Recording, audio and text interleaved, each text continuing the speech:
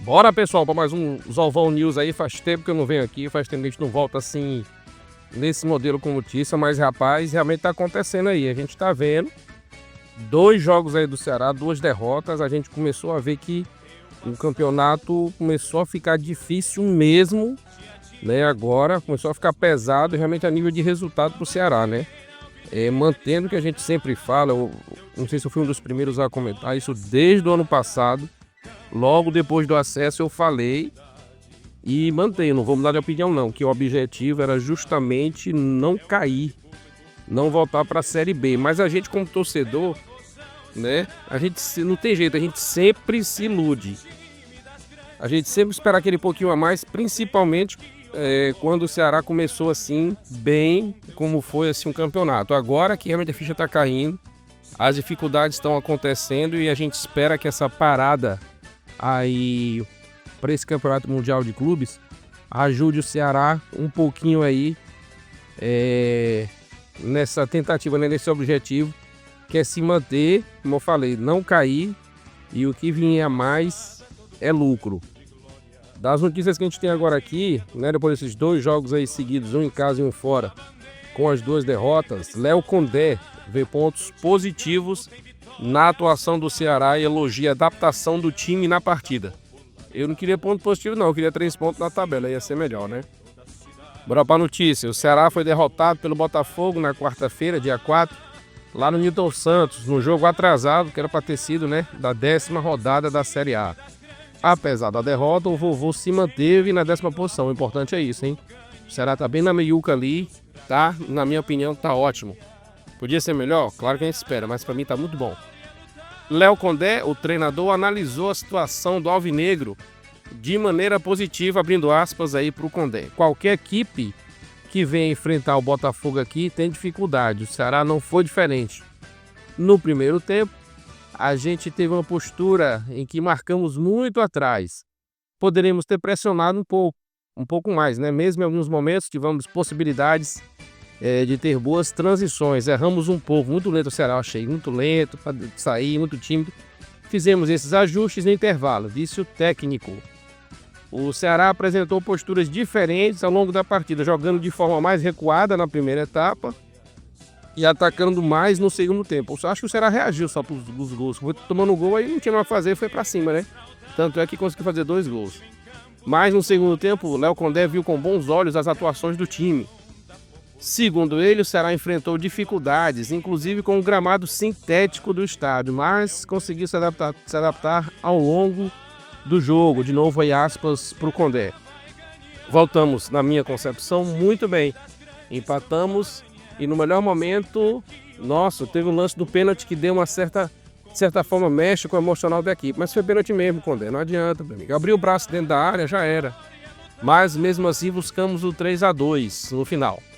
Fizemos uma blitz, poderíamos ter empatado. A gente sai triste com o resultado, mas a equipe, diante das dificuldades, o gramado também, a equipe conseguiu se adaptar ao longo do jogo e fez uma partida consistente, explicou aí o treinador. Apesar das derrotas consecutivas, o Ceará se manteve na 10ª posição com 15 pontos e terá apenas mais um confronto antes da pausa para a Copa do Mundo de Clubes da FIFA.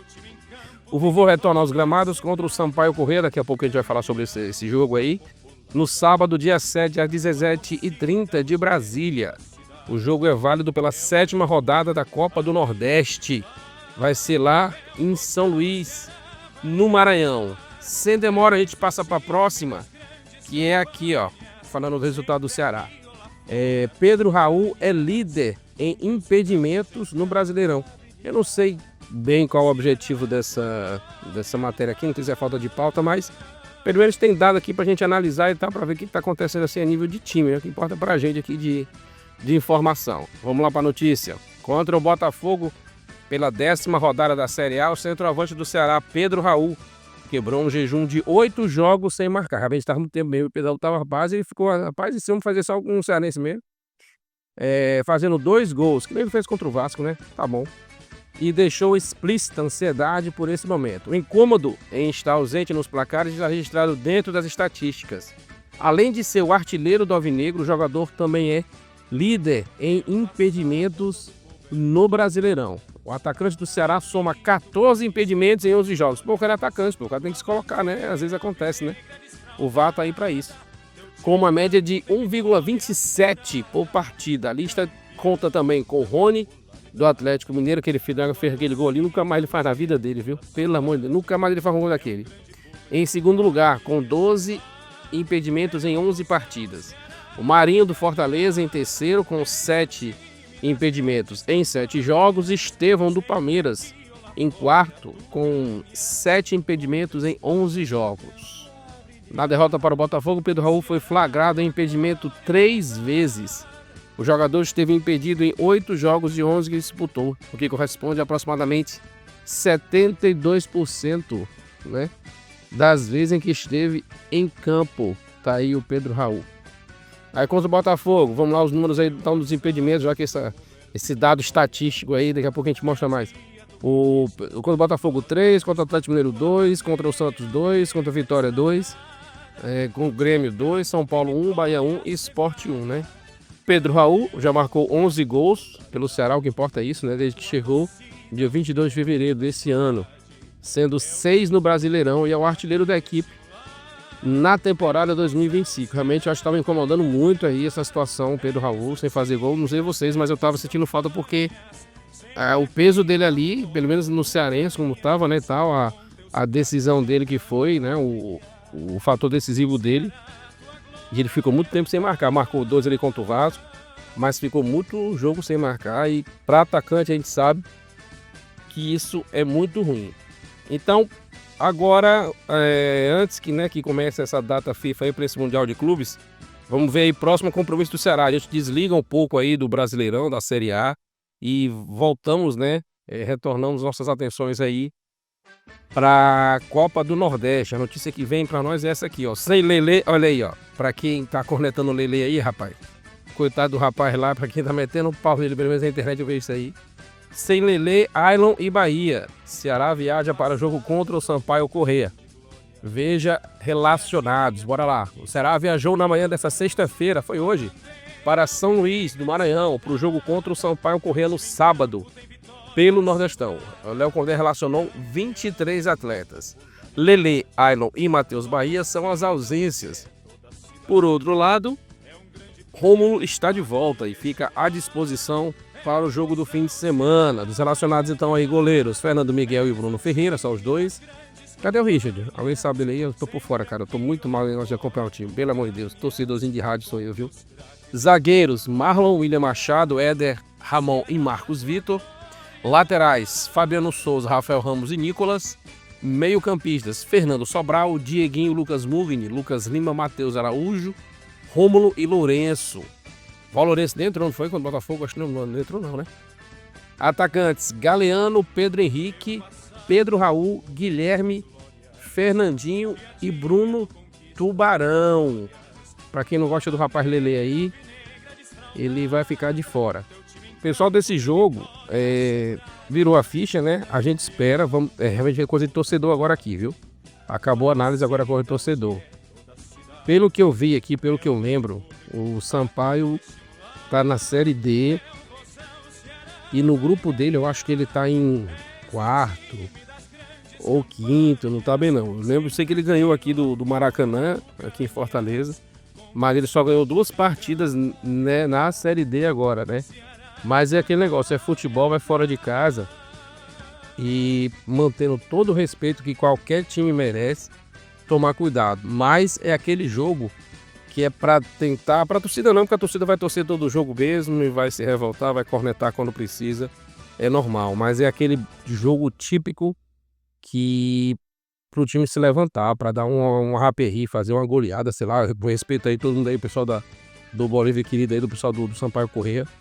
Mas é um jogo para dar uma confiançazinha pro Ceará e primeiro, obviamente, ficar melhor na tabela aí, mais garantido, uma preocupação a menos no caso da Copa do Nordeste aí, pro Ceará não perder essa vaga, não perder essa grana aí, que também é importante. Mas porque deu para ver que o brasileiro começou a ficar pesado, começou a ficar complicada a vida do Ceará. Tá bem ainda na tabela, não tem nada de desesperador, nada de, sabe, que, né, tá melhor que muito time aí. Não vou falar agora porque eu tô tentando postar aqui para vocês uma análise completa aí, vai ser tipo que me acompanhou aqui, aquela retrospectiva que teve no final do ano passado. Eu vou tentar dividir esse ano para não ficar muito pesada, fazer uma análise, já que vai ter essa parada agora. O certo seria com 12 rodadas, seria mais ou menos um terço ali do campeonato, né? Fazer a cada terço do campeonato uma análise estatística. Mas como vai ter esse intervalo aí do campeonato de clubes da FIFA aí, vamos tentar dar uma analisada assim profunda mesmo. Vai ser um vídeo meio assim mais matemático, mais estatístico sobre essas primeiras rodadas aí e essa 10ª colocação que o Ceará conseguiu manter até o retorno do Brasileirão em julho. Lembrando que acho que daqui a um mês e pouquinho, se eu não me engano, salvo engano, é lá pro 13 de julho, alguma coisa assim, logo no começo de julho ali, pelo menos na primeira quinzena eu acho que já vai ter Clássico Rei. Clássico Rei, independente de onde seja, né, de qual campeonato seja, Copa do Nordeste, Cearense. E nesse caso no Brasileiro é muito importante, até pela situação dos times, né? O Ceará tá bem ali no meio da tabela, o Fortaleza não tá bem, e toda a rivalidade desse jogo assim vai ter um peso muito bom, muito grande. Não lembro se é o primeiro jogo já de retorno do Ceará, assim que acabar o Mundial, se vai ser já o primeiro jogo de retorno do Brasileiro, porque se for a gente sabe que vai ser aquela loucura, aquela lotação de sempre, Clássico Rei, e vai ser muito importante pro Ceará até para se manter, para tentar de novo ter essa recuperação aí depois de 2 derrotas seguidas, né, no Campeonato Brasileiro, mas que pelo menos com a gordurinha que a gente adquiriu aí com os bons resultados no começo do campeonato, garantiu para o Ceará, pelo menos temporariamente, espero que mantenha e até melhore essa 10ª posição no Brasileirão. Então, pessoal, por enquanto é isso. Ainda no final de semana, não vou prometer porque a gente faz outras coisas também, a gente trabalha.